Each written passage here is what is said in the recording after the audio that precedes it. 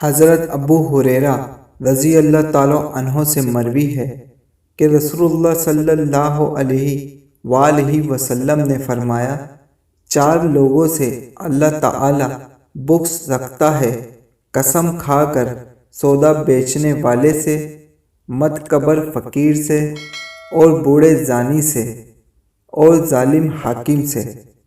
عبداللہ بن عباس رضی اللہ تعالیٰ عنہ سے مروی ہے کہ آپ صلی اللہ علیہ وآلہ وسلم نے شراب کی قیمت، زانیہ عورت کی کمائی اور کتے کی قیمت لینے سے منع فرمایا، اور فرمایا کہ جب کوئی شخص تمہارے پاس اس کی قیمت لینے آئے تو اس کے دونوں ہاتھ مٹی سے بھر دو۔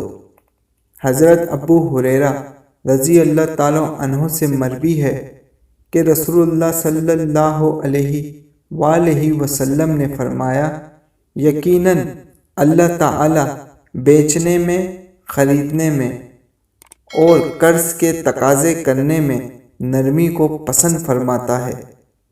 دوستو، اس بات میں کوئی شک نہیں، آج کا دکاندار بنا قسم کھائے سودا نہیں بیچتا۔